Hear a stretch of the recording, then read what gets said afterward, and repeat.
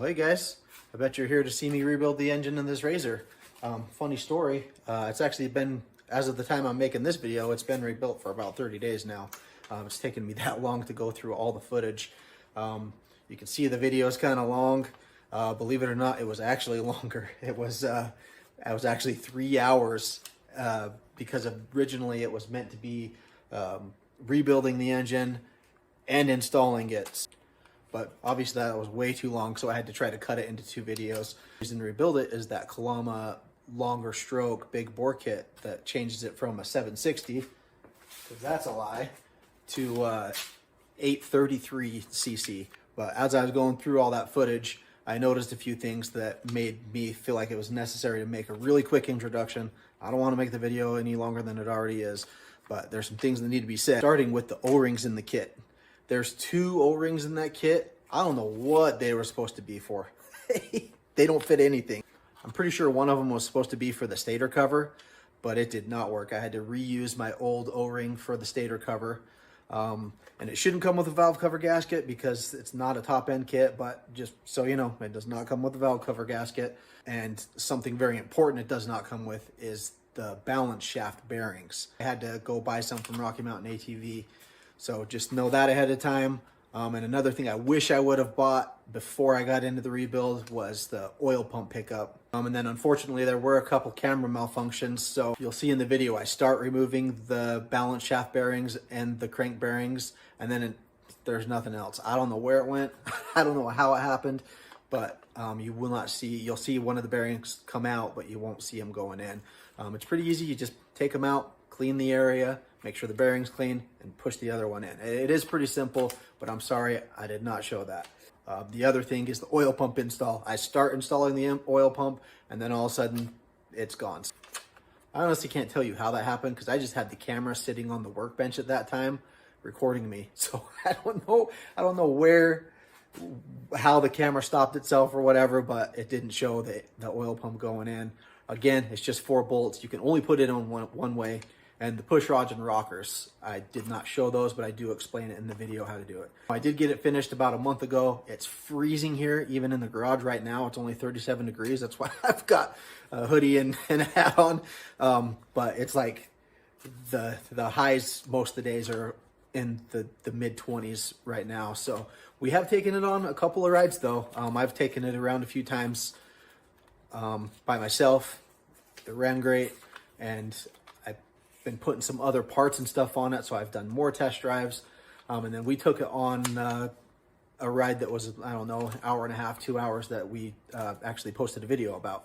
So that was kind of the maiden voyage as far as real rides go, and it worked great. I'll make sure that I keep posting updates as it gets more and more miles on it. Definitely when I do that first break-in oil change, and then maybe just every oil change, I'll do some updates or something like that. Okay, so we are on the rebuild section of this whole video. It's been a whole ordeal. We're fixing the engine in this RZR here. I have cleaned out really well, cleaned out the crankcase. It was pretty sludgy in there. One thing I would definitely say, if you're thinking ahead, I would just replace the oil pickup here, because any crap that's in the bottom of your engine, and mine had a lot of metal shavings in it, is going to get caught in this pickup.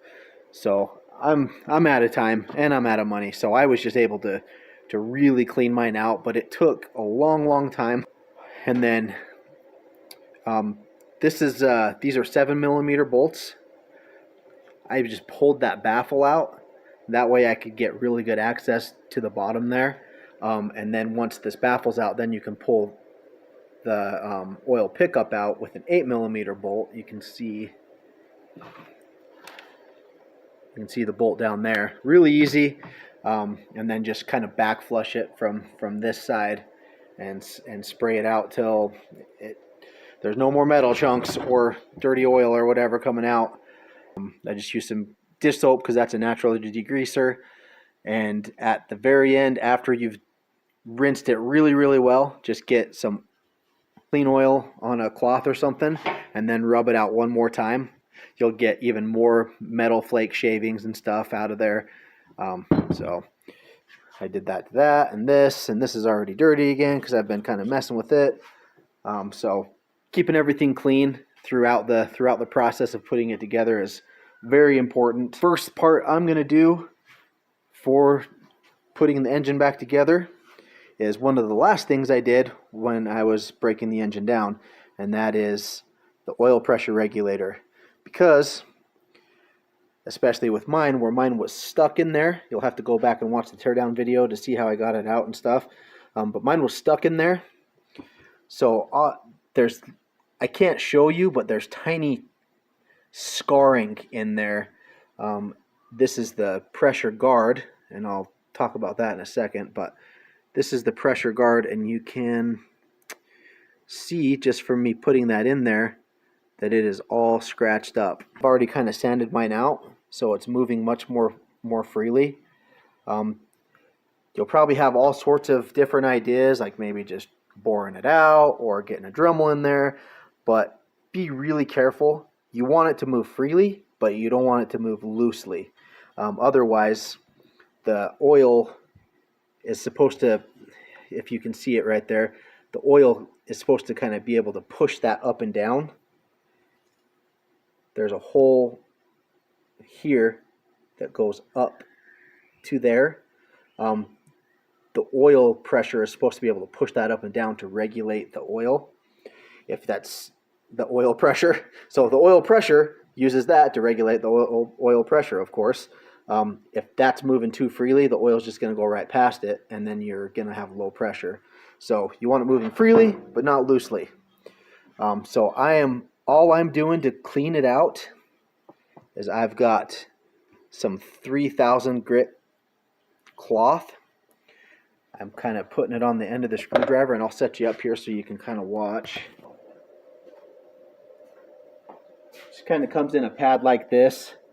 A little bit bigger though, and I just cut a little length off of there, and I'm sticking it on the screwdriver.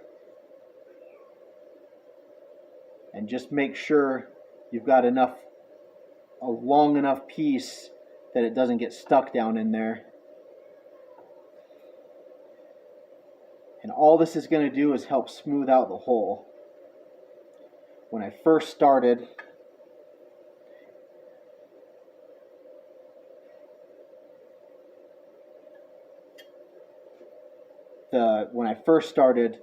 I stuck that plunger in there and it got all scratched up because it was so rough in there. And then you can just feel the resistance.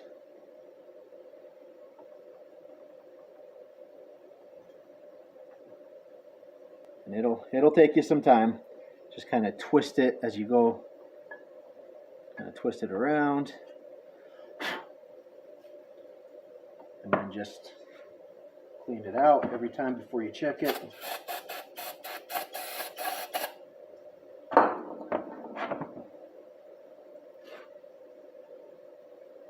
My plunger's just got a little bit of oil on it.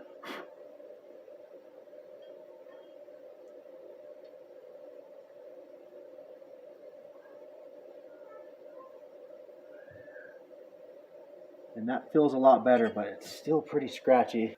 There's a picture of the new package. I finally found it. I couldn't find the new one. I got some nice fresh stuff there.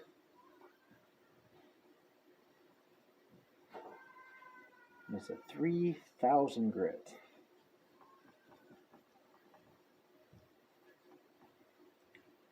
Yeah, the new stuff, you can immediately feel the difference. If you can find some emery cloth or something on a roll, that would probably work great. This is working, it's just taking a really long time. Okay, well you get the point. So I'm just going to keep doing that till it works. I've seen a lot of YouTube videos of rebuilds and none of them have done this, so hopefully this helps somebody out.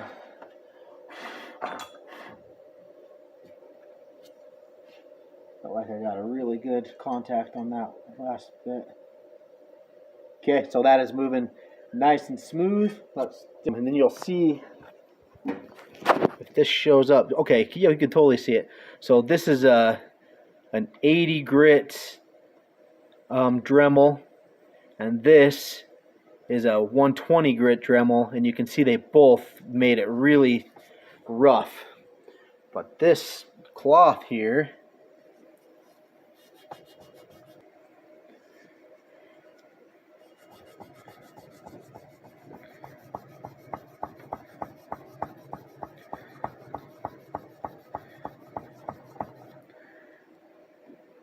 okay, see? So that's basically what's happening inside the engine. And let's talk about how this pressure guard works. So obviously you've got the plunger in there, so that's all the way bottomed out. And then you've got a spring that goes on top of it, dropped in there. And then this is the top of it, so that screws into the hole like that.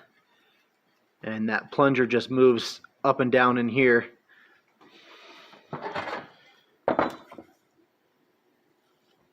And that's supposed to regulate the oil much better than the standard one. If it ever gets stuck again, you can pull this out without having to take your engine out. Just in case you didn't watch my teardown video, the stock one is this little plunger here, the spring, and a bolt. So that little plunger, as you can imagine, I'm not going to show you because mine was already very stuck. This little plunger gets stuck down in the bottom. When it's moving freely, you can pull it from the top with a magnet. That's how it's made to work. But when it's stuck, you're fucked. Because obviously when the engine's together, it's got a big cover on the front of this, and there's no way to get it out. The only way to get it out is from the top when the engine's all put together. And if it's as stuck as bad as mine was, I had to pound mine out and pry it out. You'd have to tear your whole engine down just to get it out. So I don't want to use that. Put it with my junk part. The oil I'm using is this wonderful SuperTech 10W30. But it's not just 10W30. Look how thick it, oh, there we go. Mixed with this STP oil treatment. So that's got a lot of the zinc, the ZDDP that the flat tappet cams need to break in. I was having a really hard time finding a conventional oil with a lot of zinc, so I had to kind of make my own. You don't want to break the engine in with synthetic oil, so I needed to get a conventional oil and then just add some zinc. So that'll be my break-in oil, and that'll be my assembly oil. These are kind of known to snap off, so I'm going to oil those threads so that it goes in and out easy. I need to take it off. A little snug.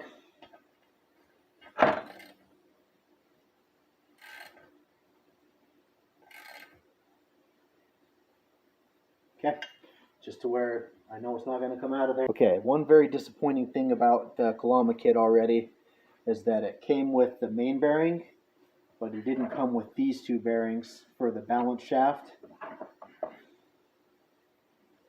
And I'm sure the balance shaft, at least I would think the balance shaft doesn't get a lot of wear, but look at mine. It's pitted, and in some of the spots, yeah, you can see some of the copper starting to show through, the copper coloring. So, I mean, obviously it gets enough wear. So I wanted to make sure I changed those bearings, which delayed me an entire day.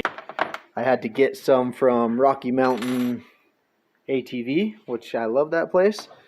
They had them in stock for 30 bucks. They're actual Polaris brand. So that's what I'll be putting in there. And then the Kalama kit did come with the main bearing here. And then this is the other main bearing, but it's a ball bearing. So we'll see that in just a second. Pay attention to how these come out. Just do one at a time. I'm going to pry this baby out, and then I want to make sure I put it in the same way. So here's all my bearings. They're Polaris part number 5132753, and you'll need 4 of them. They sell them individually because there's a top, or let's see, yeah, this is the top of the engine case, and then here's the bottom. So obviously they're on both sides of it. So I've got a tiny screwdriver here. Just Just very carefully pop that bearing out.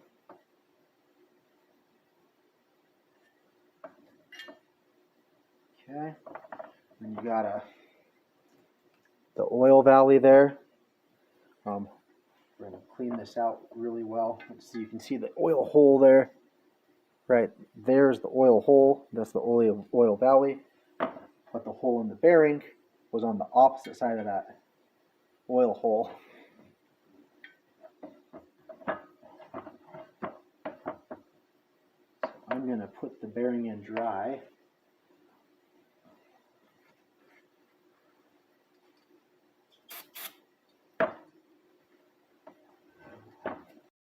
Okay, and setting the balance shaft in there.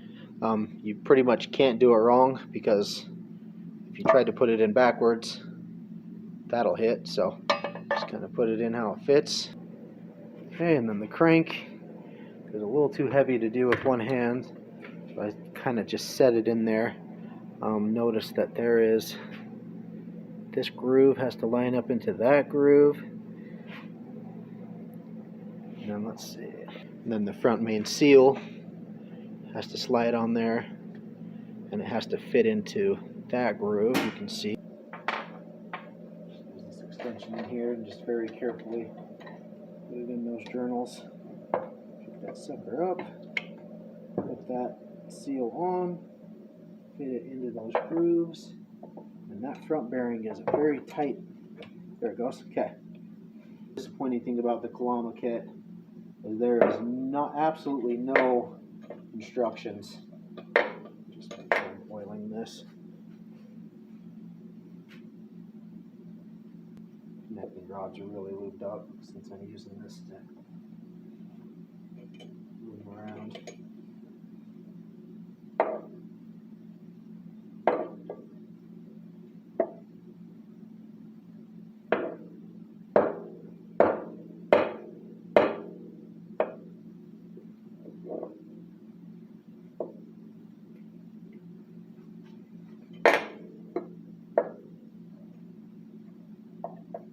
So these are on gears, so they are going to move together.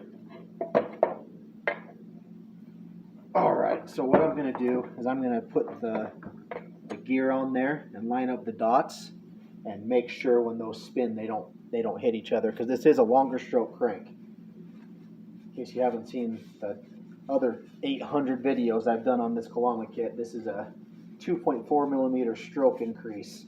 So it is very important to make sure that nothing hits. This is not exact. I didn't get those exactly lined up. But, well, yes, I did. Wasn't. So you see those two dots there line up with each other. This dot here, this dot here. So when they spin, other than this one going back, and the balance shaft is going back and forth, but you see they do not interfere with each other. So perfect. Now it's time to put the gasket on, but it's not a gasket. It's gasket RTV is what I'm going to use. But you don't want to get it so thick that it goops out into the bearings and stuff. But you got to get it you got to get it you got to get it thick enough that it seals, because you don't want to be the one in your group with the leaky bum, freaking oil pouring out behind you. So a little bit of a fine process here.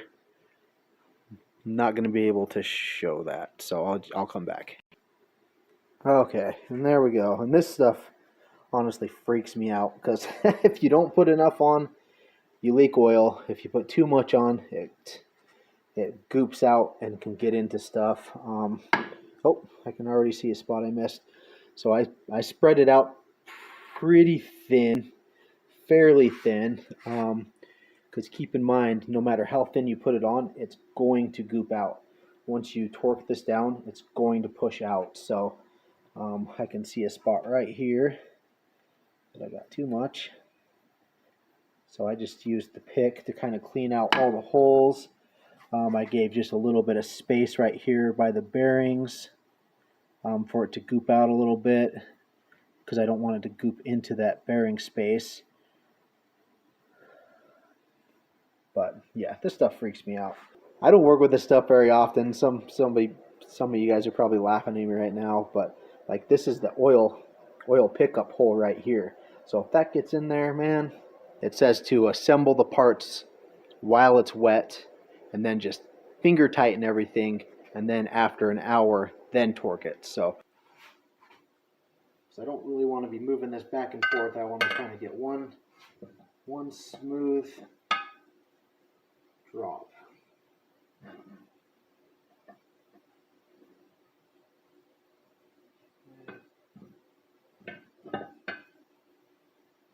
You got to make sure that seal's lined up. Okay, seal's lined up. Sides lined up.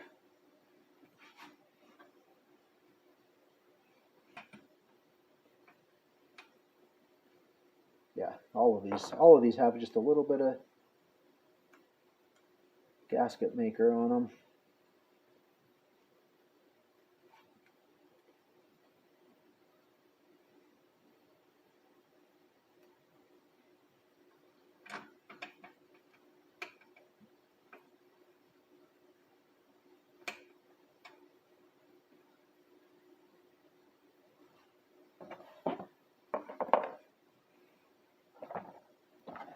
This will be kind of a long video because I am going to try and show as much detail as I can. So,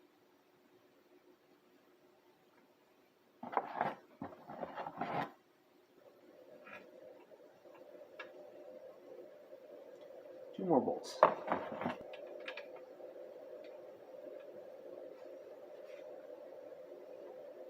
These are just 13 millimeter.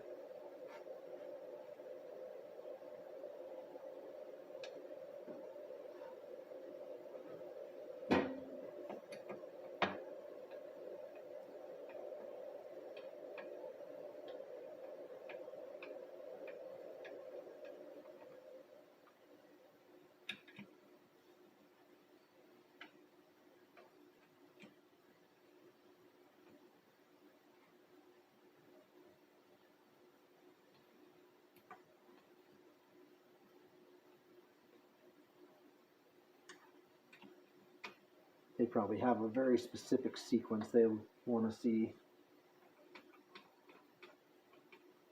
at Polaris, but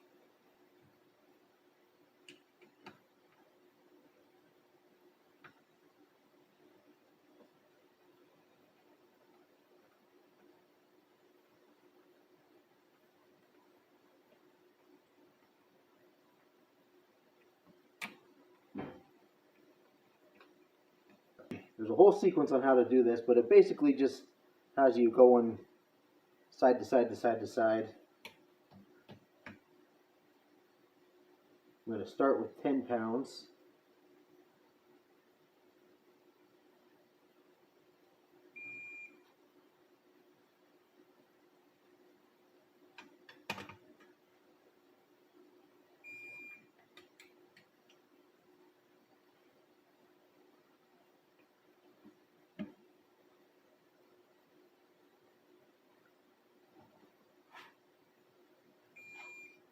So I'll do 10 pounds real quick, and then I'll try to hold the camera for the 20, and then you can kind of see the sequence. That's the sequence you're supposed to use, so pause it or screenshot it or whatever. Okay, so I followed the sequence, 10 pound feet all the way around, and then I did another step to 20 pound feet following the sequence, and then for the last 2 pounds I actually just went in order. I started at the number 1 and just went to every single bolt and just made sure they were all tight at 22, and of course ending back with the one you started with. And then keep in mind it is plus minus 2 pounds, so if you're not exactly perfect, that's okay. Now I'm going to flip it back over.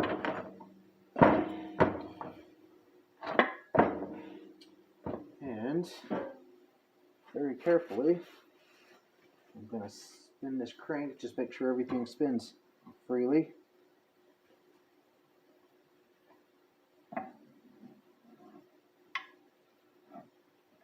Okay, it does. Don't want to do that too much because you're just kind of relying on that oil. No oil's being pumped in there. Okay, so I got to take this gear out, which was just finger tight in there.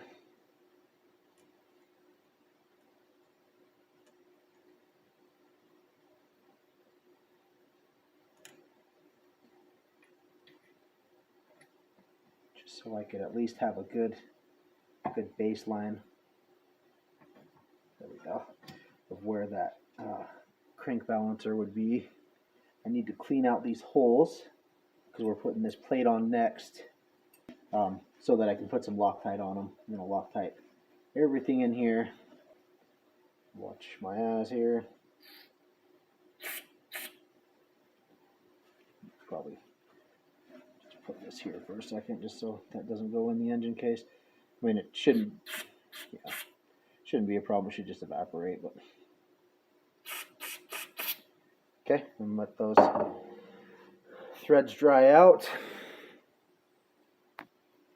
And I just blew in there, but there was no way I was doing that on camera. That's like the equivalent of making eye contact while eating a banana. I ain't trying to do that. So now I need to put the cam in, which now is the perfect time to actually, let's check these cams out. In my other video, you'll see that my stock cam was trashed.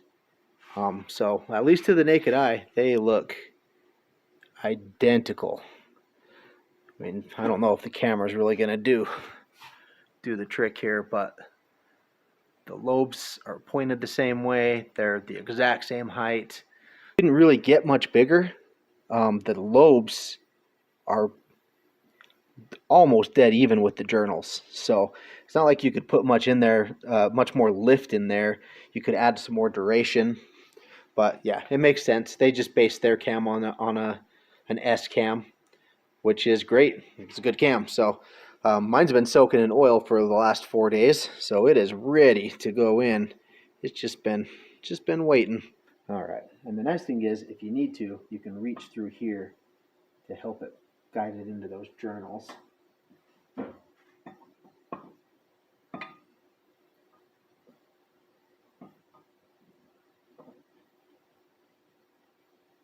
Especially on the back side.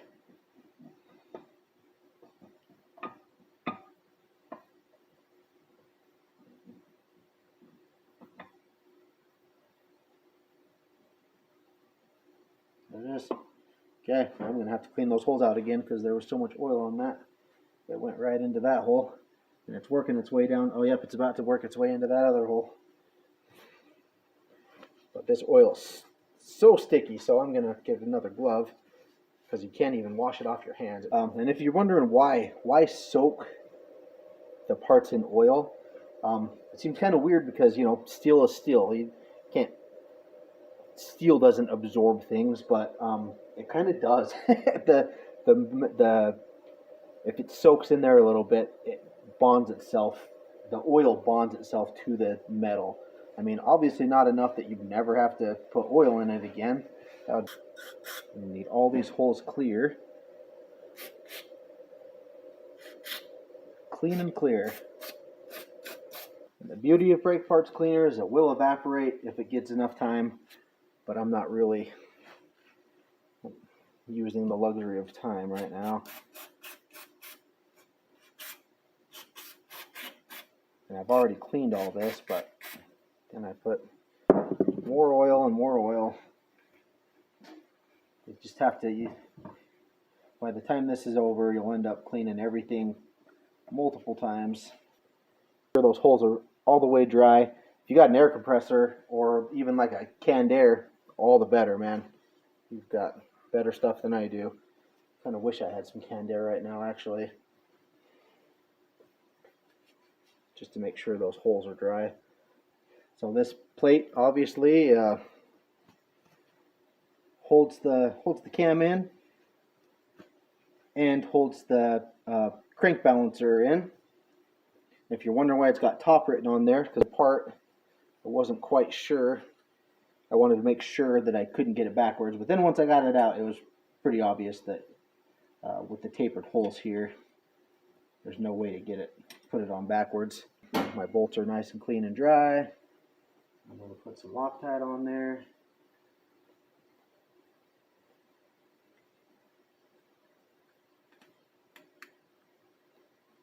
Don't want any of this coming apart, obviously. Probably goes without saying, but I said it anyway.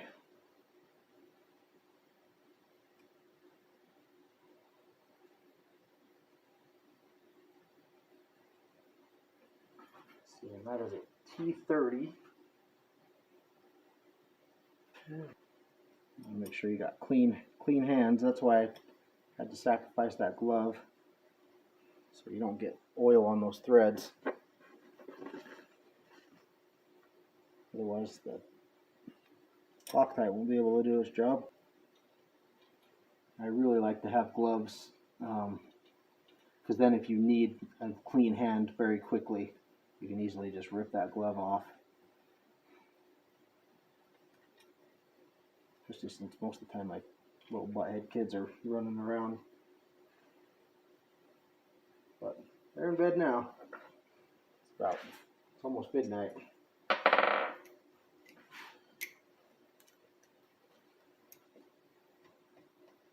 There is a torque spec on these. The cam plate is 9 pound-feet, which is just not very tight.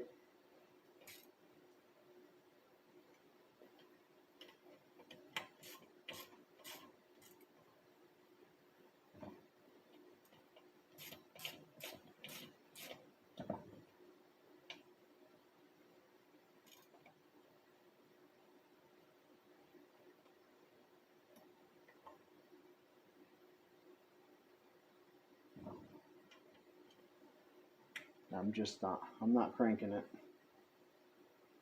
Nice and easy. Okay, and then I was almost setting myself up for failure because I've got to put this oil pump in before I get too far here. If you're wondering how your oil pump works,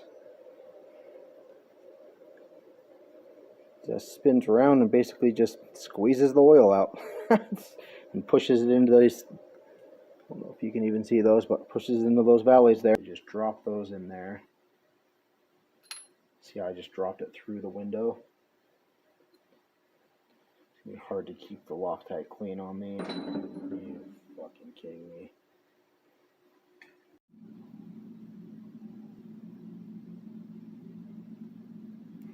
Okay, so you can see I had to turn the cam so that this flat side was here, that way the gear could fit past it. And then you can see I kind of marked the dots a little better, so you can see the outside dot on this gear and the outside dot on the crank are lined perfectly up, and the inside dot is pointed up. So now, and there's also a keyway in this too, so that keyway will also the keyway will keep you from putting this gear on the crank balancer the wrong way. That keeps you so you can't put it on wrong, but then you have to line up the dot with the crank. So hopefully that all makes sense. Loctite that bolt.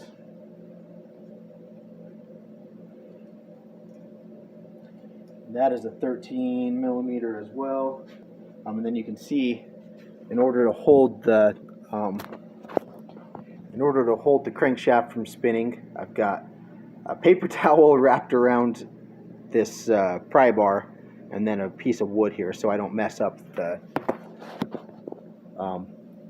journals or anything, or the gasket surface here. And that's gonna spin this around, but that's okay. I'll spin it right back.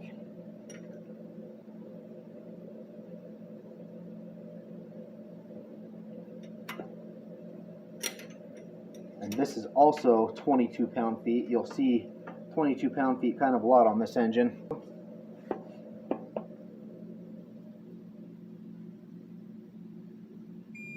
Okay, 22 pounds. Now we can spin the crank right back to where it was. And that should get rid of the knock. I don't know if you've heard the knock as I've been spinning this around. but there we go. So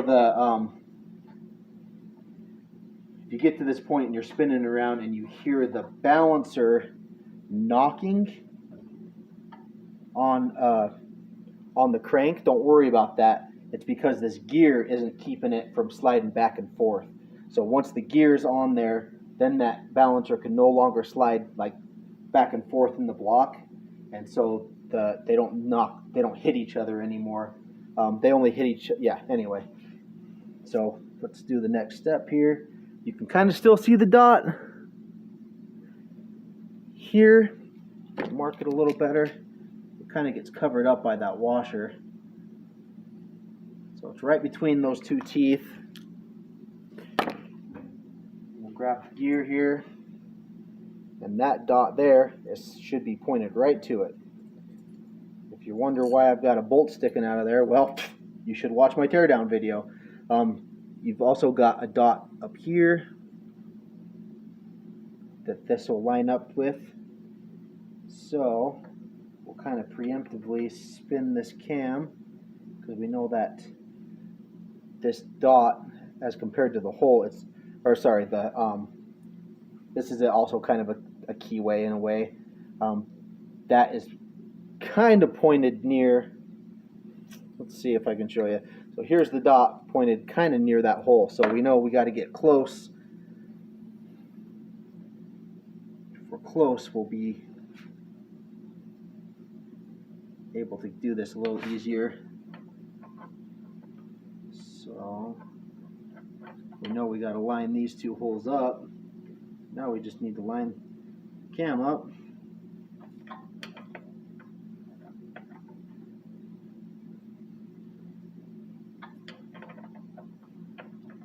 Let's see if I can make a dot here to kind of show where that pin is.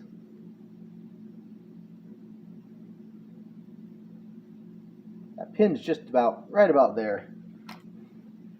If that makes any sense. So you've got the dot, and then that's right about where the pin is on the back side. So in order for those to be lined up,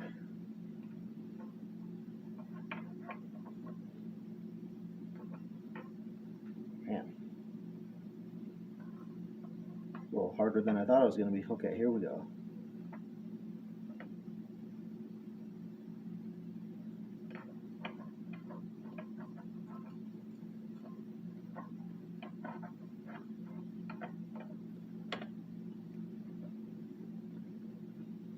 So we're going to back this bolt out a little bit.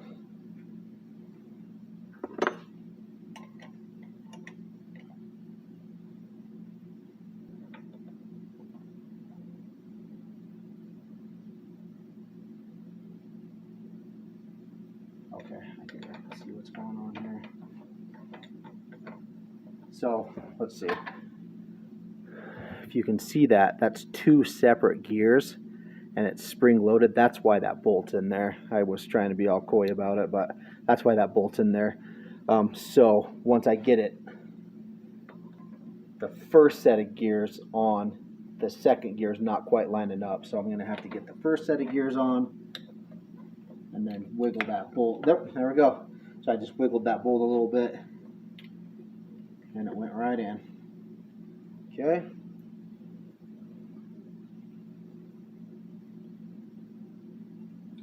And then this bolt has kind of a cupped washer. Make sure the cup side goes down, so it's kind of sprung in there. Factory bolt does have Loctite on it, you can kind of see. So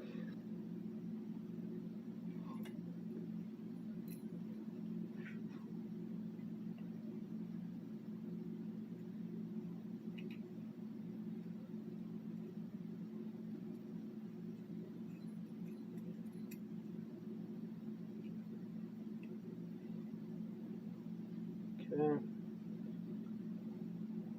And again, this one, the cam gear is also 22 pounds.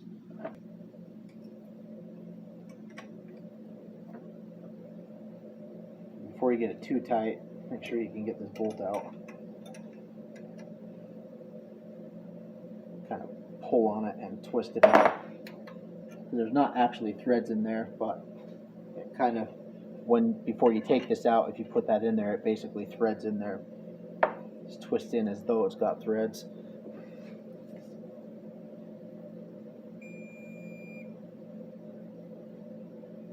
Okay.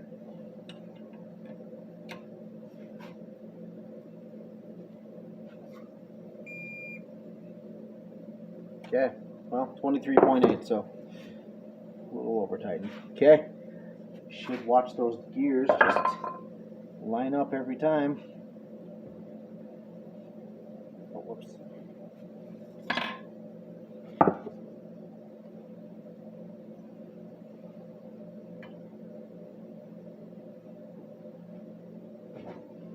Oh man, it's getting harder to turn though.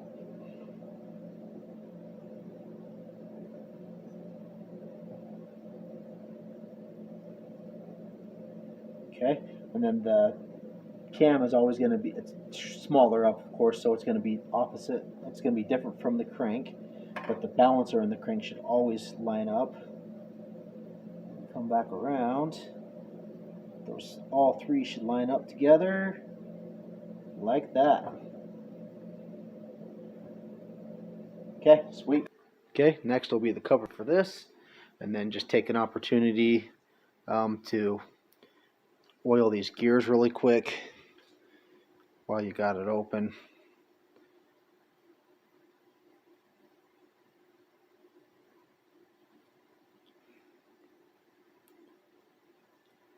Just kind of make it so when they roll around, it'll be lubricated.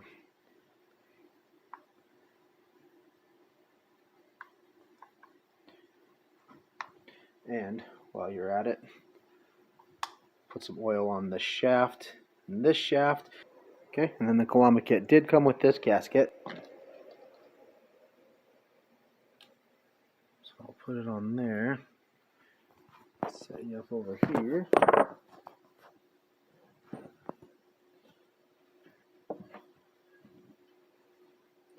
Make sure your hands are very clean.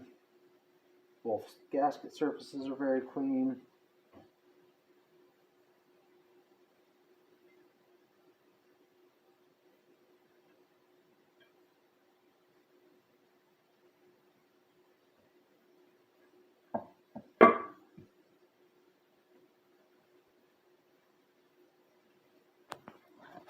Okay, and obviously you should be able to see through the gasket, see down in the holes.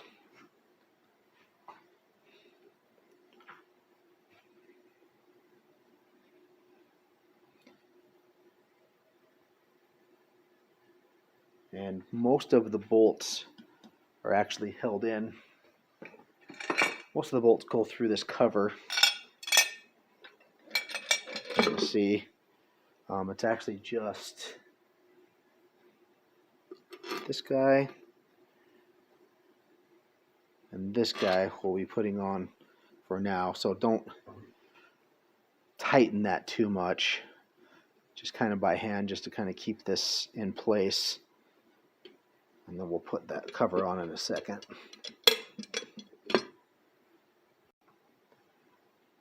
Okay, and then so I just got those bolts basically hand tight because I don't want to put uneven pressure on that gasket. And I mean, it's been a long time since I rebuilt an engine. I used to like to put sealer on paper gaskets, but I don't have any this time. And I actually bought this seal. So there's a seal here and a seal here. And I bought a new seal for this, but I destroyed it. So I'm gonna, mine didn't leak. Neither of these leaked. The only issue is if this one leaks a little bit, it's just a little bit of oil. It's not that big of a deal. It'll just go out. But if this one leaks, it'll let antifreeze into your oil, which is a terrible, terrible thing. But at least I've got this. This is part of the new seal. Well, at least I can put that on there. Nice tight fit. And then this is the aluminum impeller that I got from Rev 6 that I honestly think should have came with a new nut, but it didn't, so I had to buy a nut from Rocky Mountain ATV, and that is also a genuine Polaris part. The old nut, I mean, it was fine, but it's a nylock nut. Typically, I mean, sometimes you can reuse nylock nuts, but something that's like this inside the engine, I just figured I better replace it, especially since there's a lot of heat involved and stuff. So I've got a new nylock nut that I will put on there. Okay, that is a 13 millimeter, and I could not find torque specs on this, but since it is a nylock, you just want to make sure your threads are fully through that nylock. And notice there is a little weep hole on this side. Mine was completely clogged. I believe that is so if this seal starts to leak, you should see some antifreeze come out of there.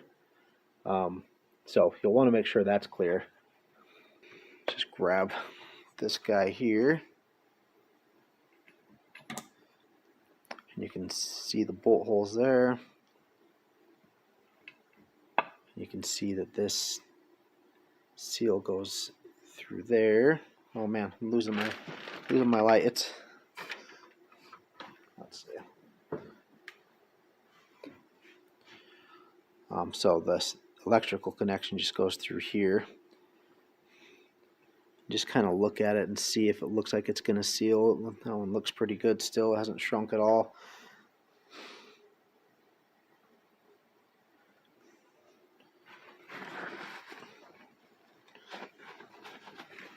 Okay.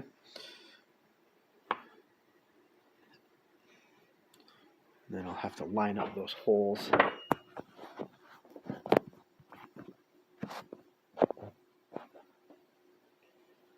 Probably kind of hard to see what I'm doing, but I'm basically just lining up the bolt holes.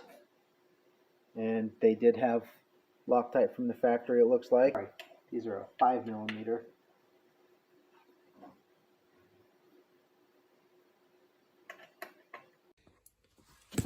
Alright, so I've got to switch to a different camera, so hopefully this one works. So now we are going to get this little cover in. You can just slip it right behind, and that kind of helps protect the wires here.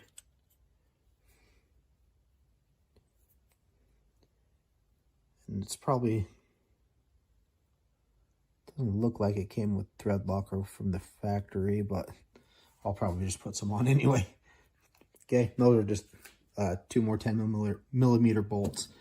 And then this guy, make sure it's got a washer on each end. When you took it off, you should have kind of tried to keep those in place, but and there, and then just kind of wiggle it in that bushing and make sure there's a bushing back there. Just make sure it's not like super loose in there. Okay. And also check these gears. Make sure your starter hasn't been grinding those gears or anything. Next thing is going to be the flywheel. To the side there. And there's a keyway that goes in the crank. It's just a moon shape, and it matches the moon shape on the crank right there. If we don't get those in there right, one sits up a little bit higher, and it will make it really hard to get your part in there. So I'll just try to get it as even as possible in there.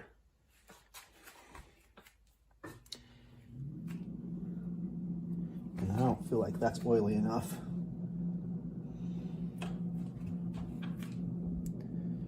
Just maybe put some grease on there real quick. Okay, just a little bit of dielectric grease on there.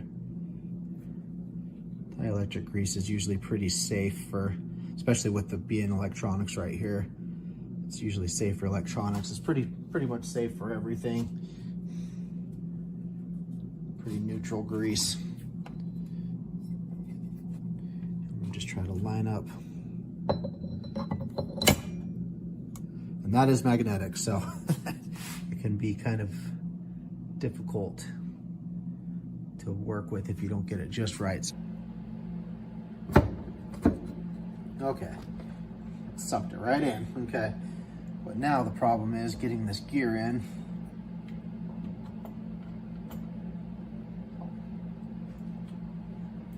Oops, if you don't do it backwards.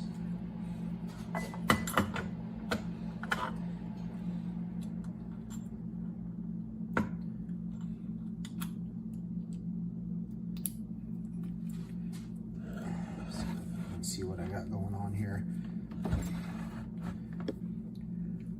Problem is now you got to fight these gears. You kind of have to. There we go. Look at that.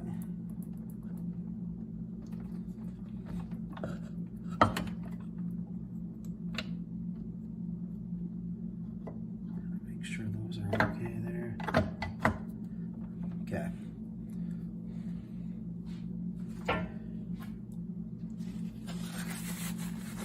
And then, sure you can see a washer and the main nut go right there, but you gotta make sure those threads are nice and clean. Put some Loctite in there too. And the blue one, I don't know if the blue Loctite will be strong enough for this kind of application, but at least it's better than nothing, I suppose. There is a torque spec on this, and it's pretty heavy duty. It was like, yeah, 65 pound-feet. Having this bar through here is necessary. You can kind of see the nut there. Get my piece of wood in here. That's right, it was a 22. 22 fits on there a little bit better.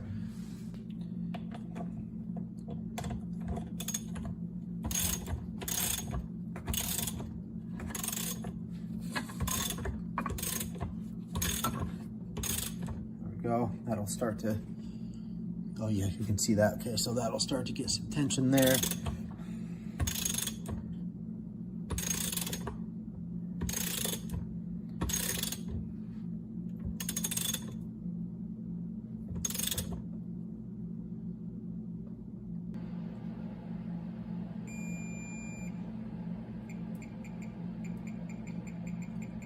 Let's just see what it's at right now.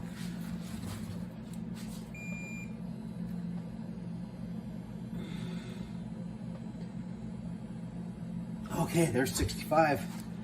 Well, it was a lot easier to get on than it was to get off.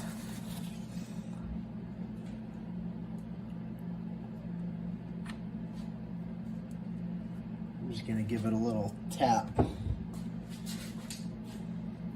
Just a little tap with the mallet.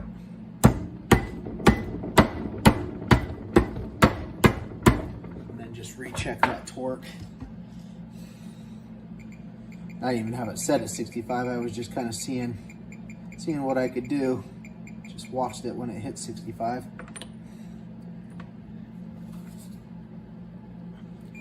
Okay, we are ready for a cover.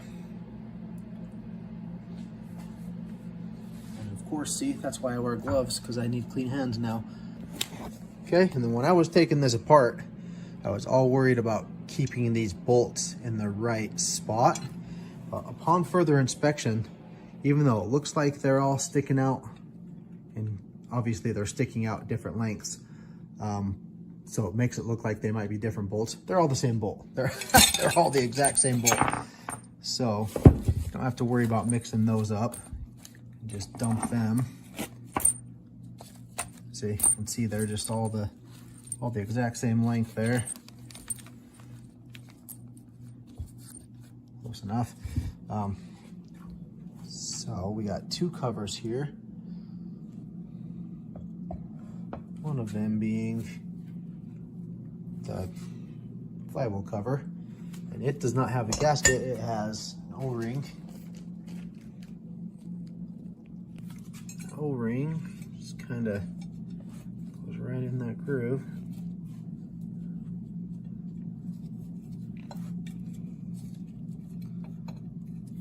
This one seems like a piece of junk. This one is definitely a piece of junk.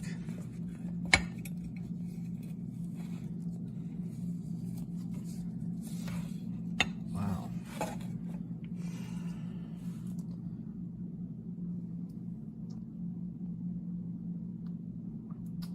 Yeah, that's disappointing. I think that I'd be better off reusing the old one.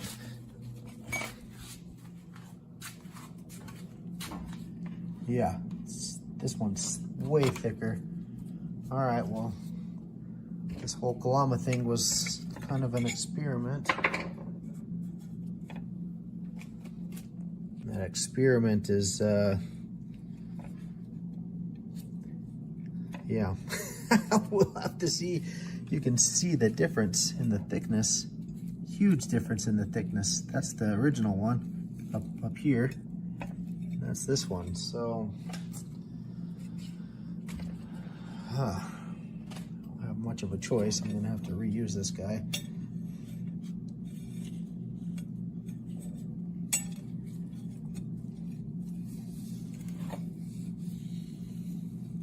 And that seems, it still is sticking up above, so hopefully it'll seal. Gosh, dang it. Huh, okay, Kalama. All right, so then you just line this bushing up with that. Okay. Just get all these bolts in there. And it looks like they did have Loctite on them too. The 8 millimeter.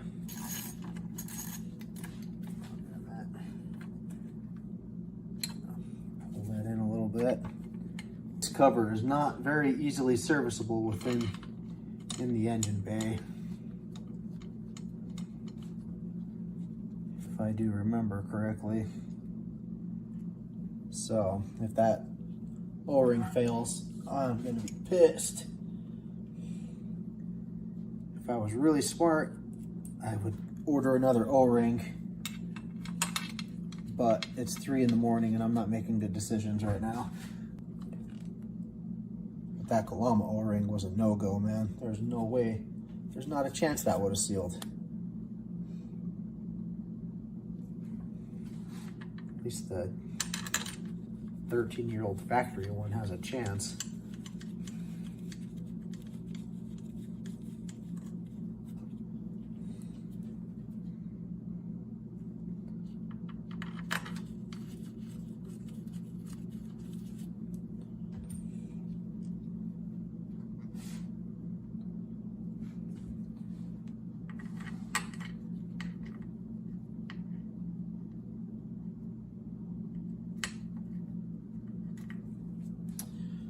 I don't have a torque spec for this one either.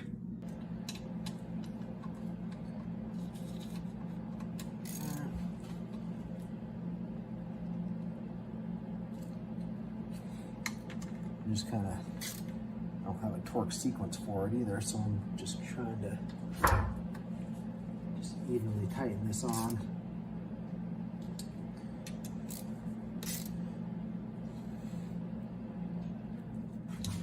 O-ring is mostly just a dust seal.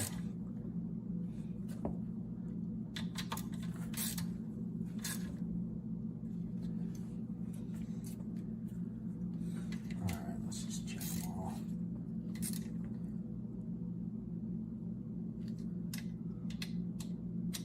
But dust will definitely destroy an engine. That was part of the demise of this engine. That and a very, very stuck oil pressure regulator.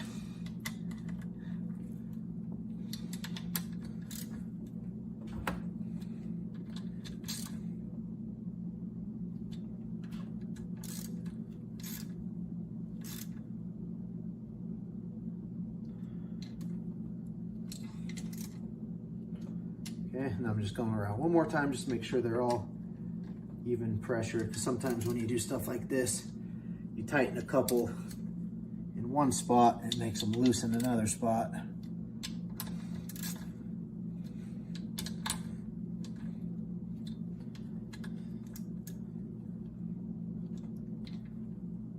Yeah. Okay, so I didn't do anything fancy there.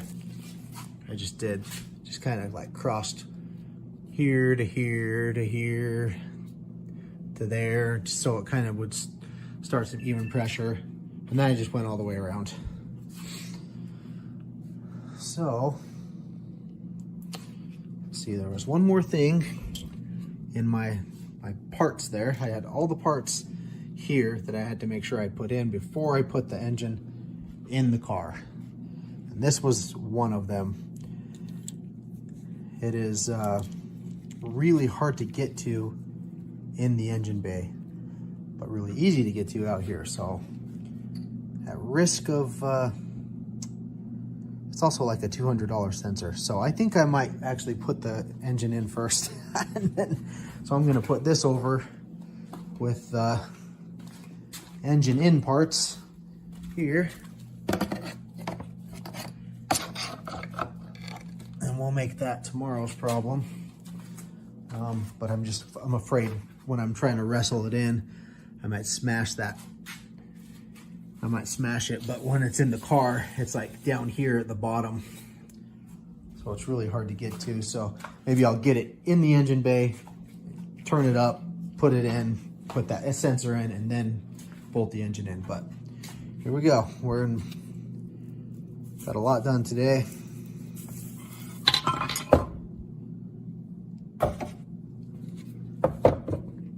Tomorrow we'll be putting this sucker in the car. So I'm just about ready to put this into the engine bay, but I wanted to just do a little test fit on the pistons while I've got it kind of out and everything's easy to see. Because, again, revert back to some of my older videos on the Kalama discussion, Kalama claims that this is a 12-to-1 compression ratio. I thought 12-to-1 was a little high for what I wanted to do, so I bought an 11-to-1 Wiseco piston. But then when I was inspecting the parts, when I first got them, the Kalama one, if anything, might be lower compression. You can see everything lines up perfectly, except the Kalama's got a deeper dish. So if that's the case, I would rather return these or sell these or whatever to recoup that money and just use the pistons that came with the kit. So I'm just gonna put I've got the piston just kind of set in there with the pins, no clips or anything, and I'm gonna put the cylinder head on there and just see if it looks any different in the cylinder head. But I mean, obviously they are almost exact. The Kalama sticks up maybe half a millimeter higher. Like seriously, all the rings are the same. The Kalama does have a little different relief holes over here.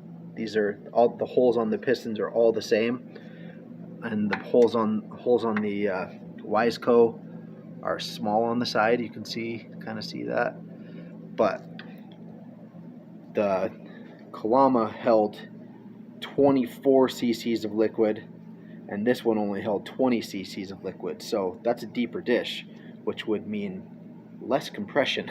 So really confusing. Everything about this kit's kind of confusing, so why wouldn't that be? And as you can see,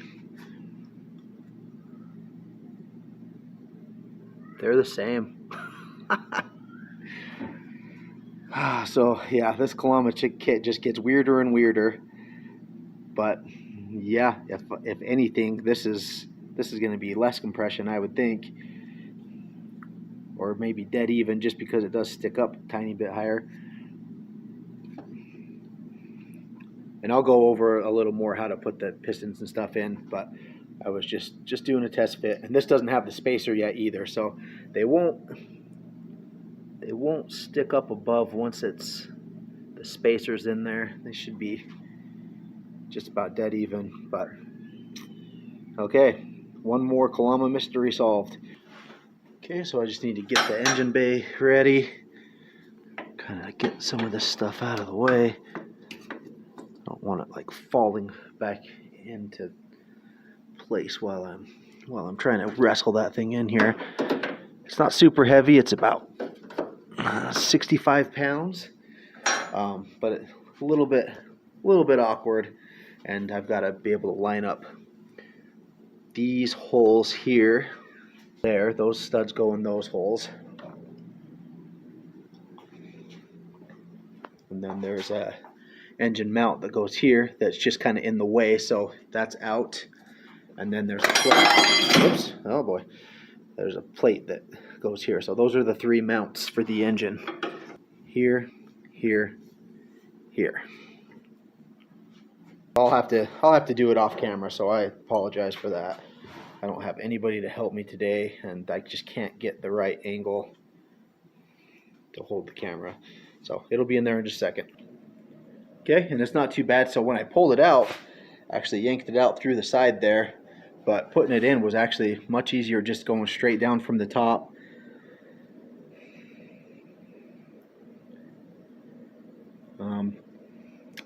Yeah, I almost kind of wish I would have put the cylinder and the head and stuff on there, but it would have added another 20 pounds probably, and I wasn't just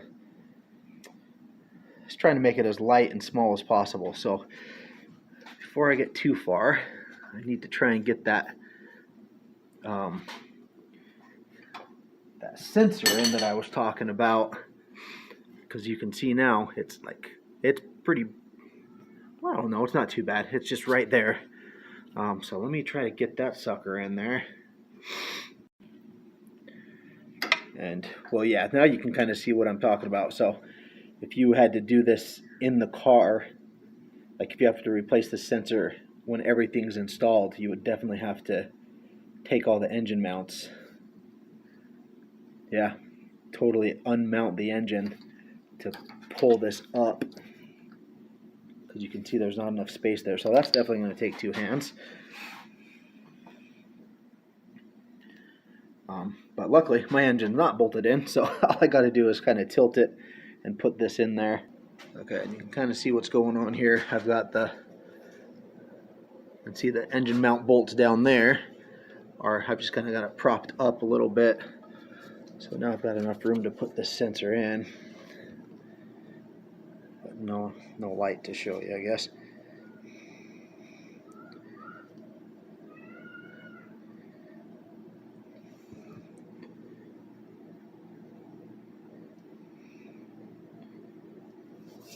Okay, finger tight in there, and I'll grab a 8mm. Okay, turns out it's easier just to grab a wrench and do it.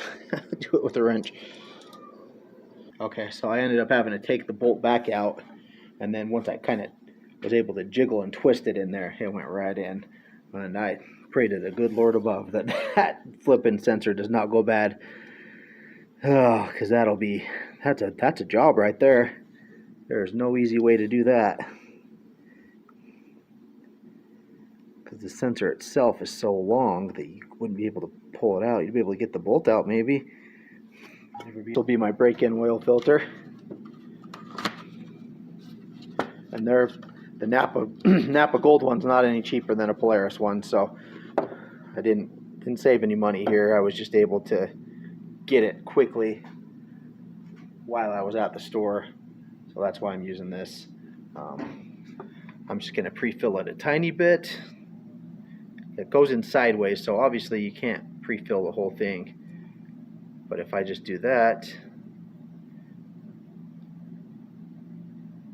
and then just let the paper absorb it, I'll fill it all the way up, and then the paper inside will actually absorb it, and I really won't lose very much when I put it in there.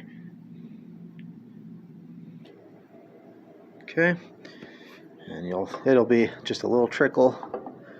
And man, this must be, I haven't had this long enough to do an oil change, although I wish I would have done an oil change right when I got it. But this seems like a very difficult oil filter. Okay, got that on there, and you hand tighten only guys are insane. I always give it just a little snug with an oil filter wrench. But man, I'm thinking about, once this engine mounts in, how do you guys change the oil on these things? Oh, you know what? It's going to be higher. But anyway, yeah, how? I guess I'm lucky I haven't had to do it yet, but I'm going to be doing them much more frequently now with this new engine.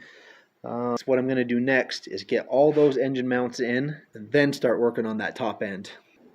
Okay, and to get these ones, you got to have that belly pan down, and then they're just right there and there. Not too bad at all. And it's a nylock nut.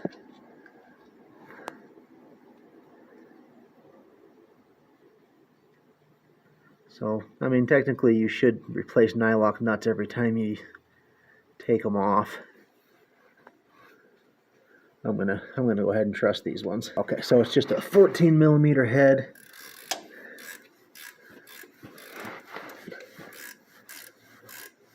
And I'm not gonna tighten these yet. And I'll show you why in a second. There's a plate on the top that kind of might require some jiggling. So I'm just going to get these kind of tight. It's basically where the nylock is touching there. So I want to do this plate and that mount, just get them kind of set first before I tighten those bolts.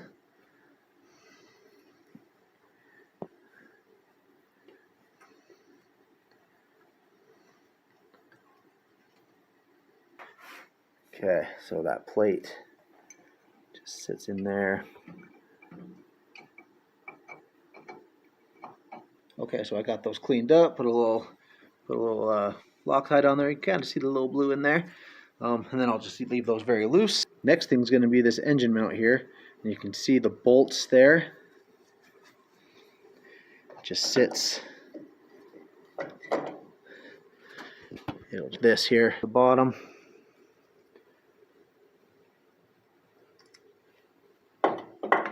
And those are as clean as can be, so I'll just put some Loctite on there.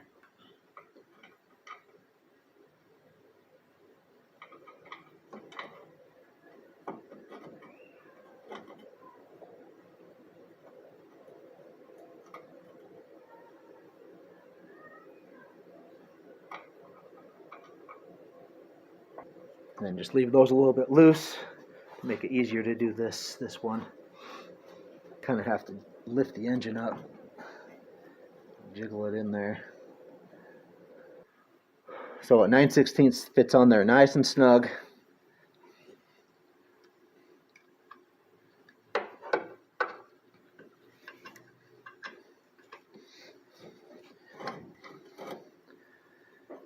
See them, the bottom bolts there, and the side bolts there. Wait. So now that everything's together, now I can just tighten them all up. So now for the exciting part, getting this cylinder head on. But you got to put your lifters in first. Once that cylinder head, that's not a cylinder head, sorry, cylinder bore. Once that cylinder bore is on, you can't get the lifters in. So we want to put those in first.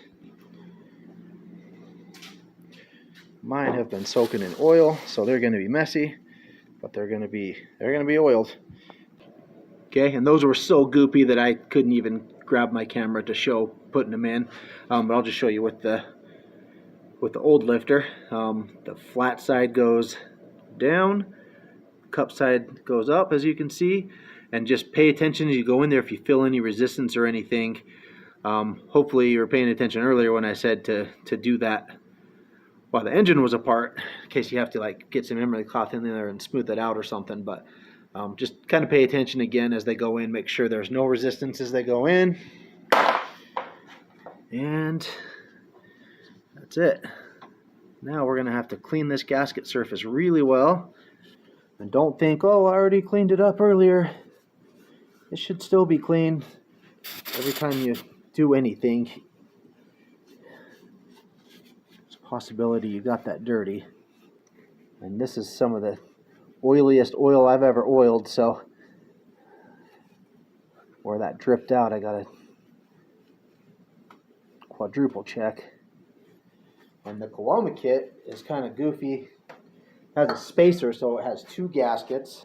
Kind of see there's a gasket and a spacer and a gasket. The added stroke requires that spacer be in there. Just gotta be really careful not to stir up any of that oil in those lifters. Okay.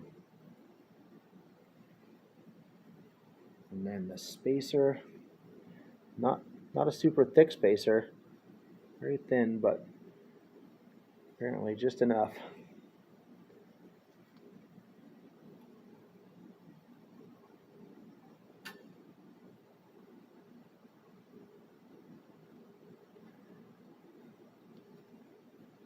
Okay.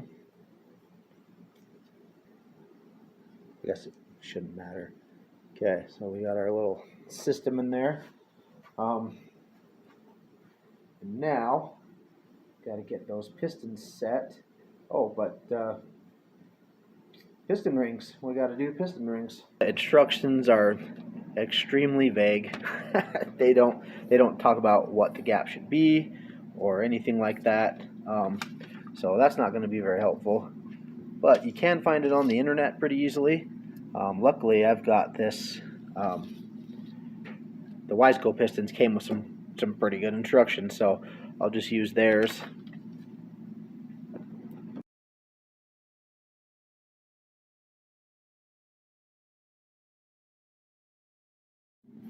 Okay, so I gotta double check the piston gap, the piston ring gap, before I can put it all together.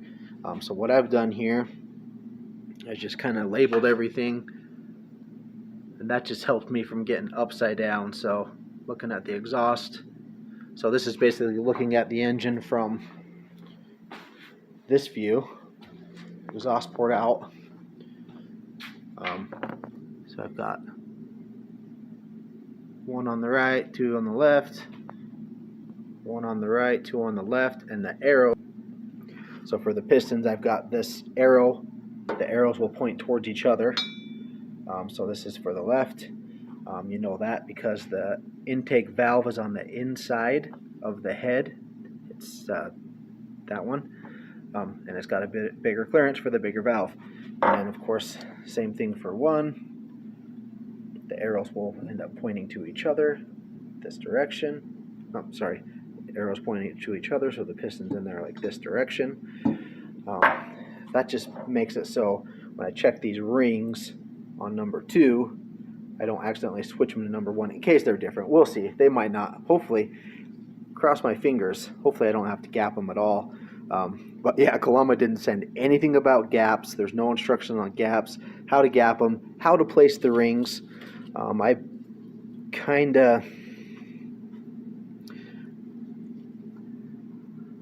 think that I figured it out. The one with the single R is the top ring, and that R up. I'm just basing that on the bevel. There's just a very slight bevel that I'm not sure the camera will pick up. So I want that bevel pointed up. Then the second one is completely square. And that is a big difference between these and the Wiseco. The Wiseco have a bevel up on the top ring and a bevel down on the bottom ring, and you can really see that bevel down on the bottom ring, where this one is just, it's not going to pick up, but it's completely square. But I figured, my educated guess is the RN there is the second ring. You can't see that.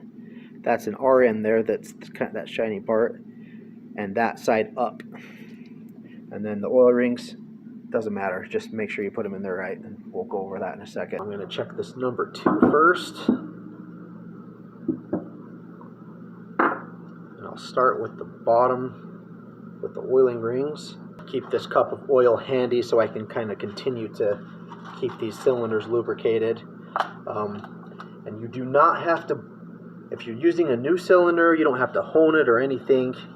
Just make sure it's nice and clean. First thing I did when I got this out was rub oil on these cylinders just so they would be ready. But throughout this process, I'll be kind of rubbing more in just to make sure I don't scratch these bores up. Okay, so we'll start with that oiling ring.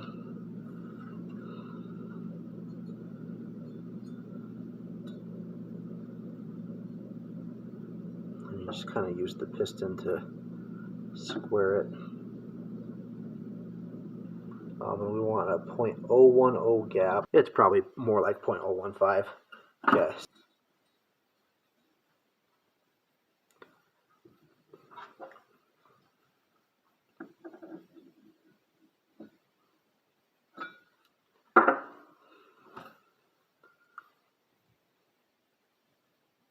Yeah, about the same, 0.015, thereabout. Okay, and then here's the second ring. The second ring we want 0.015. These are going to have a little more tension to them.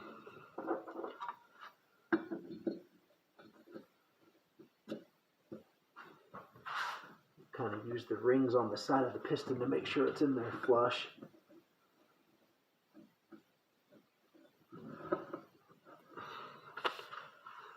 See what I'm saying? Just use the rings to make sure that piston's in there flush. And that means that the rings in there flush. So 0.015, coincidentally, that's what the other one was. So we already got this gauge out. And that is, I mean, it is perfect. That is perfectly 0.015. It's just barely catching the edges. So I might file that just a touch. That's one of those things, like maybe I shouldn't even mess with it.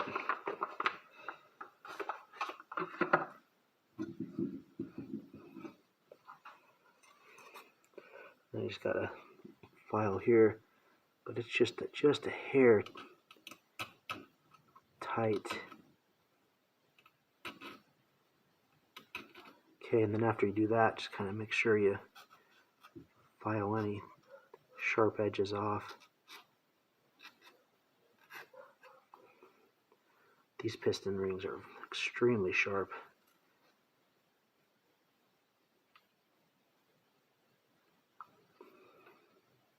And you'll know if they're too sharp when you put it in the piston if it catches. Yeah, this one I feel like needs to have just a little bit of a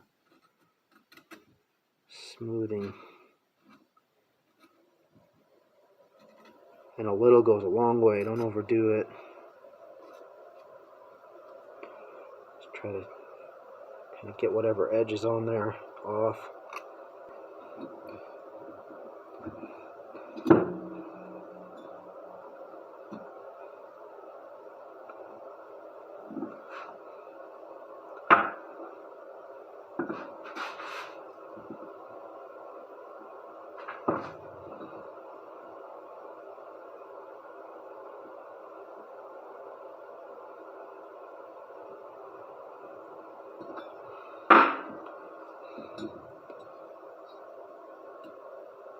Okay, just that tiny bit did it.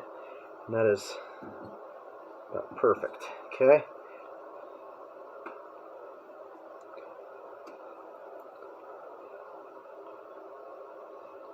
And then I'll also just kind of rub the ring with some oil tube before I put it in there. I didn't do that with the first one, but I just realized that's probably a good idea. And the top one, you want about 0.012. Not about, you want 0.012.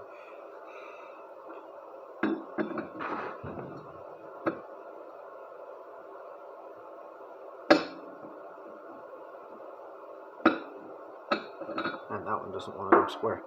0.012. And it's perfect. Okay, well that's cool. Now I'll just have to double check, make sure there's no edges. They're flexible, but you don't want to twist them so much that they stay. Okay, I think that's actually okay. I was thinking there's a little edge on there, but okay. So we can set that piston now. I'm just going to use this recommendation from Wiseco. There's basically, as long as you spread the gaps out, you don't have to do it exactly like this. I think Polaris is just ever so slightly different from that. But as long as you get those gaps spread out. So we will put, you'll see the gaps I'm talking about, obviously, what we were just looking at, every single one of these rings is going to have a gap, even that one. So we just want to make sure those gaps aren't in alignment, because they're all lined up in a row like this. Your compression would be able to sneak past that pretty easy. Okay, so we'll start with that expander ring here, the gap right there. And that's just in the very bottom.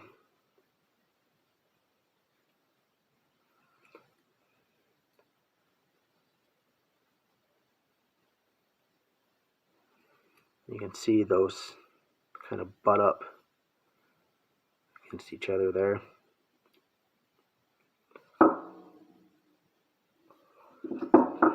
Okay, we'll try that oil roll bottom gap, and I guess I did do that backwards, but it would have been fine. If you switch them over, it's fine, just as long as they're that same distance from each other. Okay, yeah, now that worked way better. Okay, double check. Okay, this one.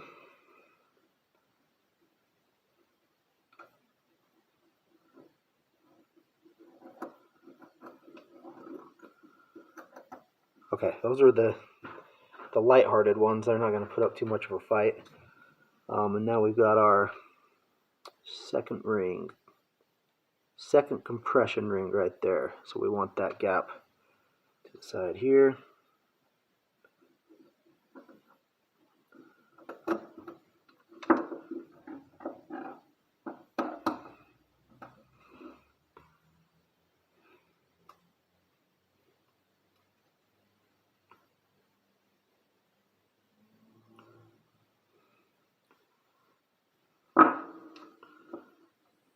Okay, kind of see the gap over there.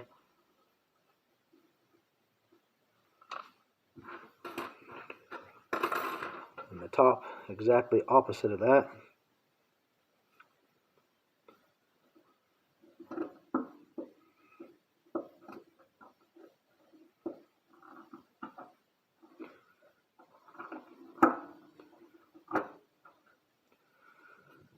Okay, one there, just very, very hidden.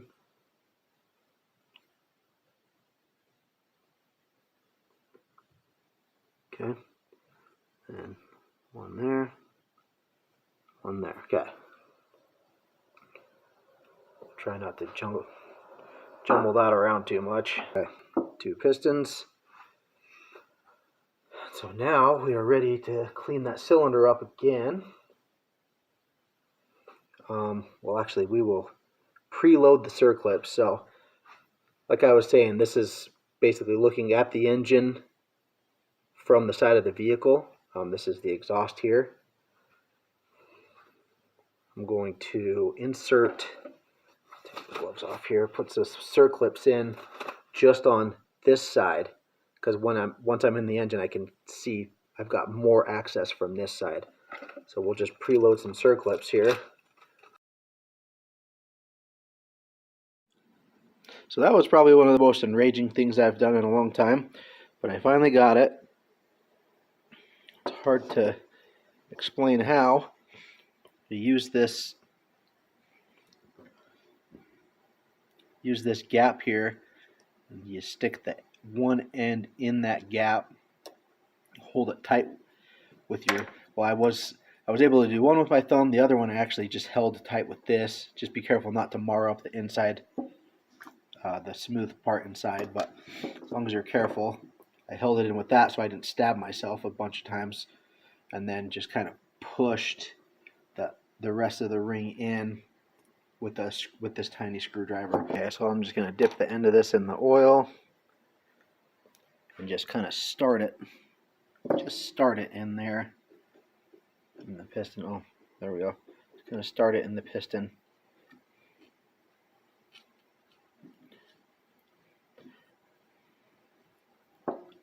Difficult with one hand. And my gaps, the the ring gaps didn't move too much. Actually, surprisingly, putting those circlips in, I was able to just kind of shift them a little bit. And then, okay, so we'll just kind of preload it there. And it's going to get stopped by that circlip. That's why the whole point of preloading it. So I won't be able to go too far. But then putting that circlip in is going to be probably more enraging than putting that first one in. But I do know that first circlip was absolutely horrifying, and the second one was just a pain in the butt. So it does get easier. Try this again. So we're just going to put that piston in like that. Basically just line the gap up, line the hole up, feel around. Okay, got one in. I'm just going to double check. We got the intake on the inside, exhaust on the outside. Perfect. Now for the swearing.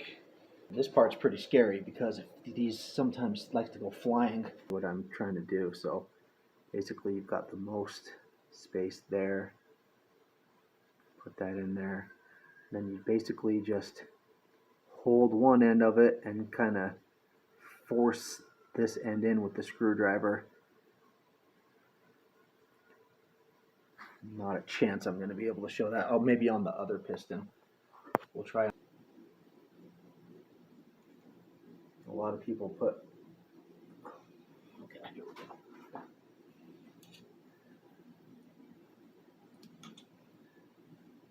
Luckily the engine's wide open, so if it does end up flying out and falling in the engine, that's almost the best case scenario, because at least you'll know where it is. You can just fish it out of there, but if it flies across the shop, that's going to be the worst.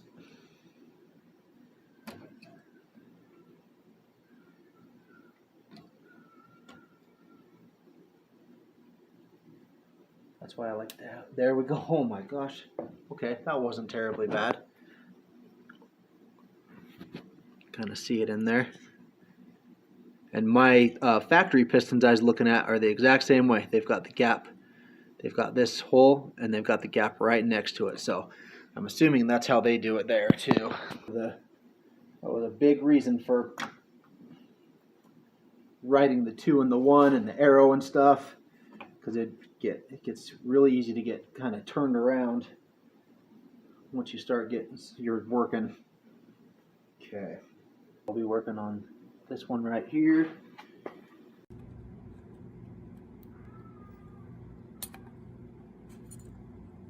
Gosh.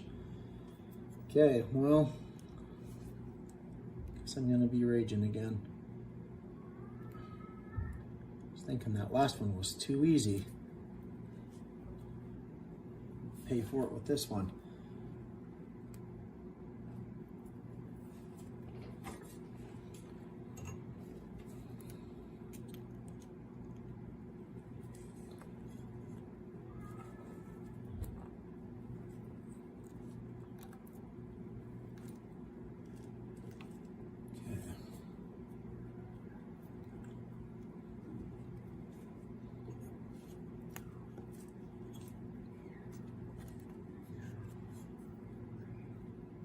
Basically just squeezing it into that gap.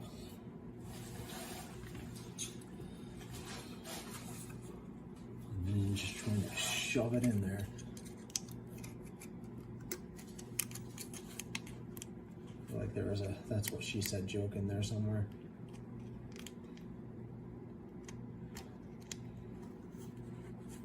Wow, this one's way harder.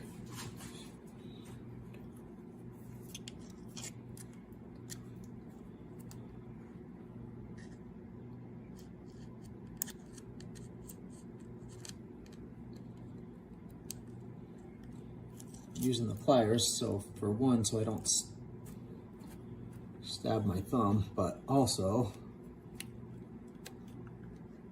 so that I have a really good grip on it.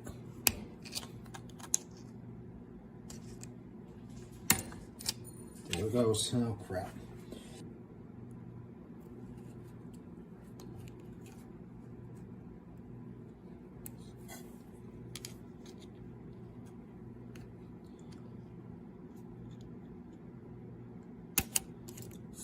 Neat.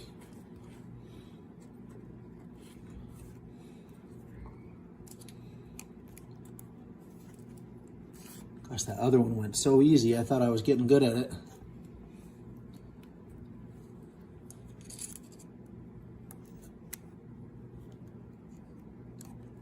Gosh, this one's making me look like a sucker.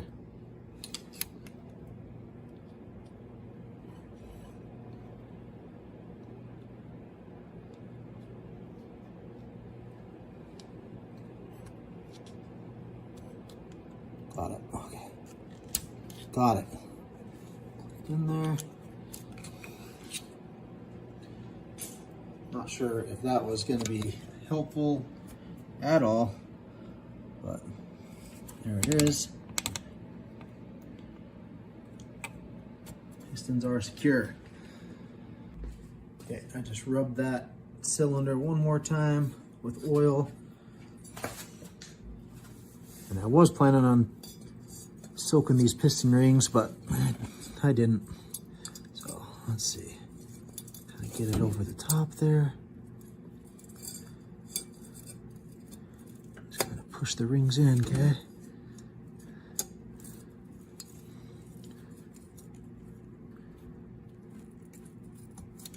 I know you can only see one of these cylinders, but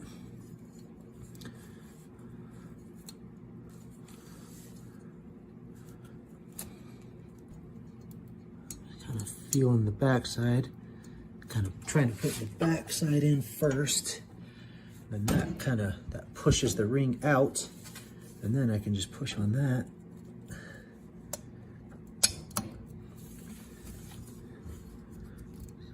So far so good.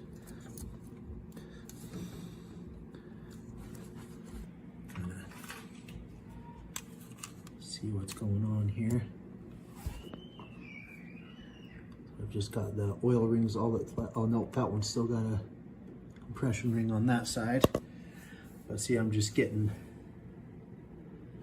this side in first is the idea, and then pushing the top down.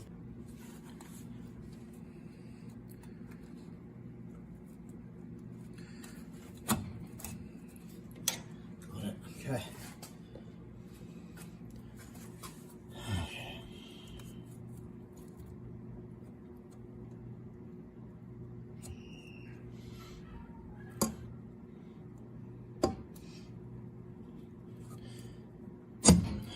There we go. And that gasket just does not want to stay. There we go. Okay. That's super exciting. Now, I need to clean that gasket surface again. In this copper gasket spray. So that's why mine is copper. Let it get a little bit sticky before I put it on there. Kind of helps hold it on, and it should help it seal too.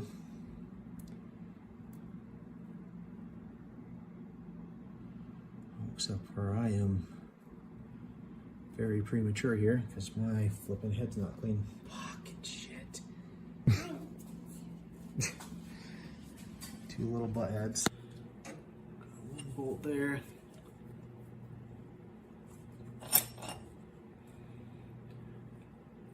That is the nice thing about that copper stuff, is it kind of makes that gasket sticky so it won't slip out. And it makes it so you can kind of reposition a little bit too. Okay.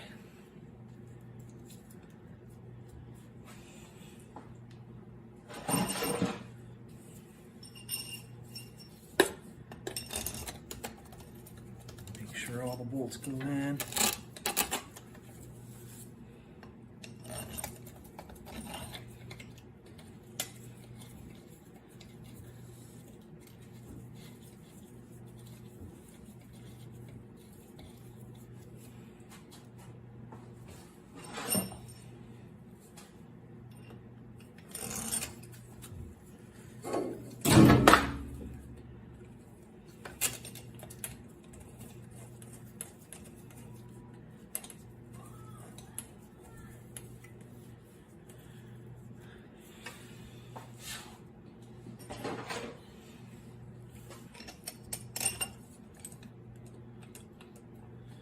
This one here, kind of need to take the rocker arms off to make it work.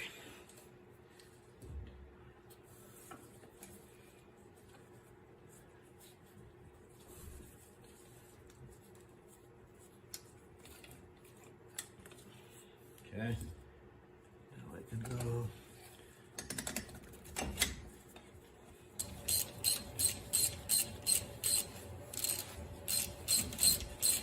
I'm not gonna do anything more than just basically hand tight. I feel just using the ratchet because it makes it go faster.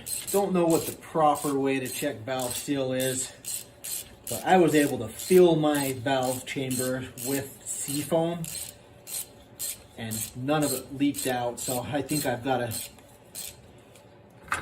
pretty good seal on my valves.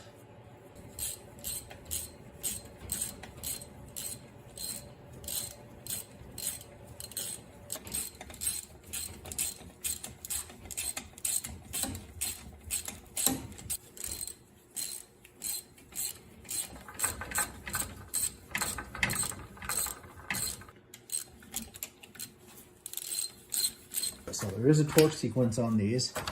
I've got my fancy note right there. You can see, if you can read that. 1, 2, 3, 4, 5, 6. So 1, 2, 3, 4, 5, 6. So that's what we'll do here. Just no torque wrench yet. Just give them a little cinch.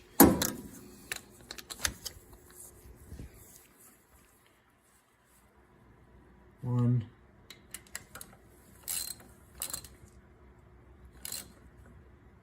2, 3, 4. If I had to guess, I'd probably doing about 18 pounds right now. 5, 6, and then we'll get out the torque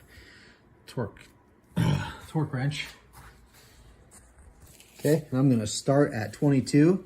Since Polaris loves that number so much, they've got 22 is a lot of the specs on this engine.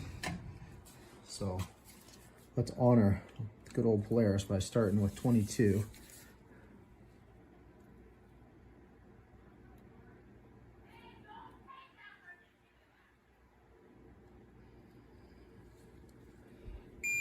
Okay.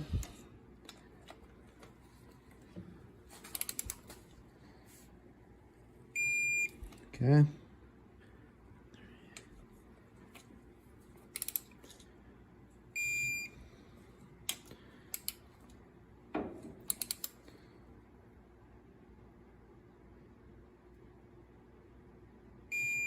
This is one of the very, very few expensive tools I have, because this was back when I was actually wrenching on stuff for a living, and I had a really, really cool snap-on guy, so he gave us pretty good deals for one, and I was young and dumb as hell for two. Okay, then after 22, then you just do 35, and that's almost the end of it. They wanted to do 35, and then you let it rest. You let the gasket rest for a couple minutes, and then you do another quarter turn. So I'll do that real quick. Okay, all right. I just didn't think you'd want to watch me do that 3 times. Next is some push rods. All right, I had another camera malfunction, so I didn't get to show the rockers going on. I thought I was recording the whole time. So the push rods, I just checked to see if they were bent or not, just by rolling them on the counter. I think most people know that trick. You just roll it, and if it rolls smooth, then it's good. But if it rolls all wobbly, then obviously you need to replace one. They're not very expensive. It would not be a bad idea just to replace them anyway. Same with the rockers. I think, if I remember right, don't quote me on this, but I think Rev 6 has a rocker set and push rods for like $150, something like that. So that's a lot of money to me, but I know it's kind of worth it to have new parts on there if you're doing a whole engine rebuild.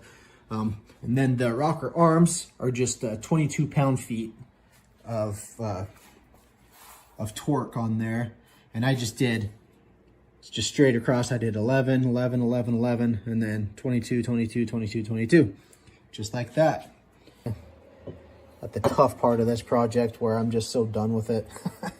And I did take my breather out. I don't have another breather gasket, so I'm gonna just make it with that black RTV. Okay, and the Kalama kit did not come with a gasket. I'm not sure, like the one O-ring was a piece of junk and I had to reuse the old one. I'm not even sure what the other one's supposed to be, but they're both very thin. So I'm gonna have to reuse this one too. I just washed it in like warm soapy water. That kind of helps it swell a little bit. Okay, just set it down in there. Yeah, that's the flat spot right there. So that's not gonna seal very well. It's not even above it, so valve cover's gonna leak, but at least that's something that's really easy to change. I'll just have to worry about that on a different day. It's too late to get one today. And then the valve cover, or the breather in here. It's kind of a very light coat of RTV there. Try to get it out of the inside.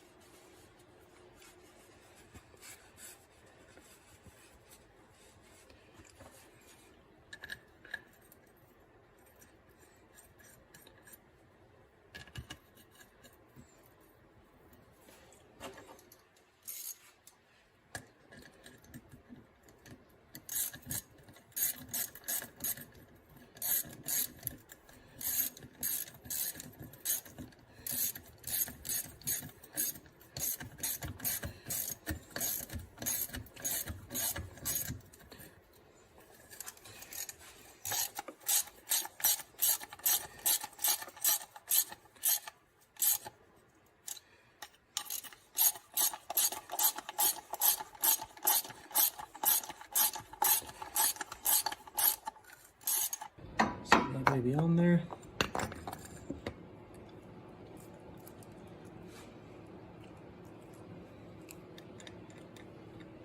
Drop some bolts in. Okay, valve cover is on, and I just kind of made up my own torque sequence. I just did this one, this one, this one,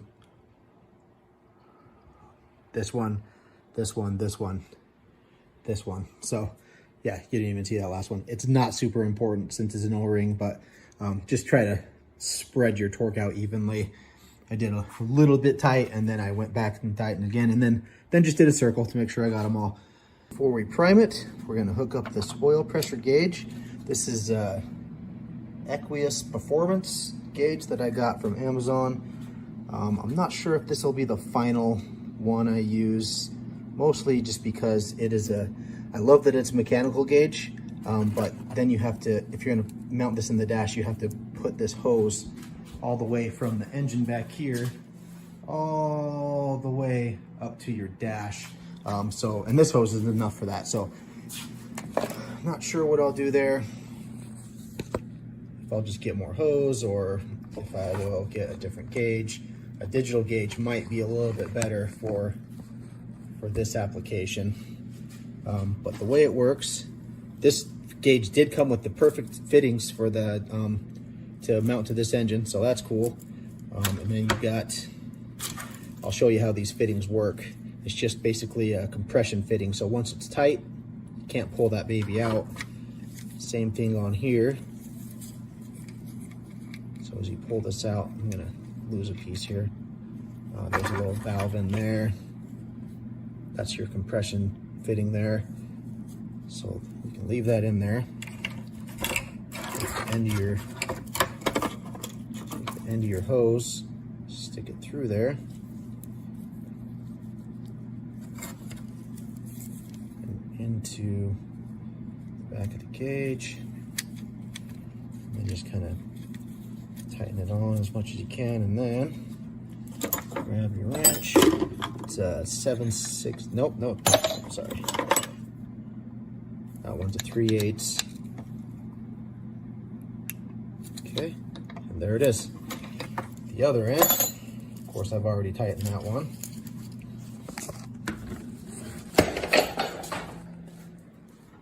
Goes into the engine block, right there where I've got that open above the freeze plug.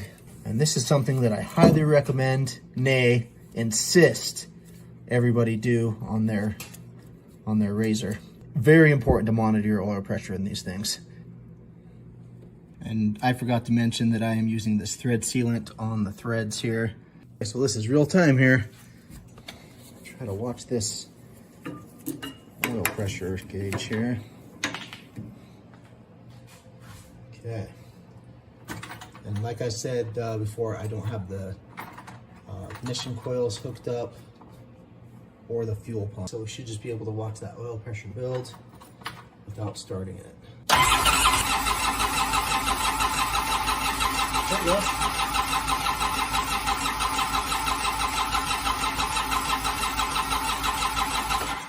Okay, so we got oil pressure, so I feel fairly confident that I can pull this out and break in this cam.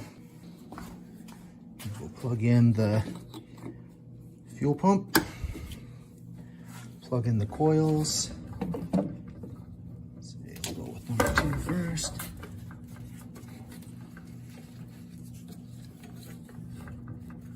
There we go, we got one coil.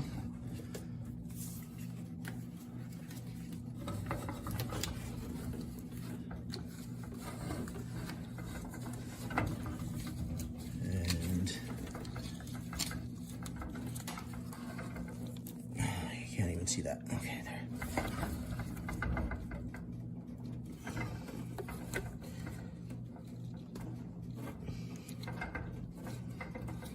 Okay, coils plugged in.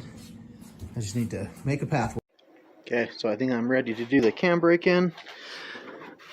Now, I'm not going to do that whole process on the camera, obviously, because it takes a half hour, but it'd be a crime not to get the first start on video. Just prime that fuel pump a little bit, let it build some pressure. There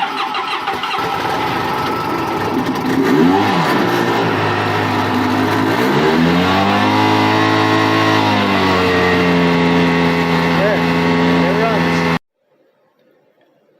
Cam's broken in, everything went pretty well. Sounds good. All I did for the cam break-in, I'm not going to say I'm the authority on this issue in any way, but I just started it up, revved it up between 1500 and 3000 RPM for 25 minutes. So hopefully that should be good.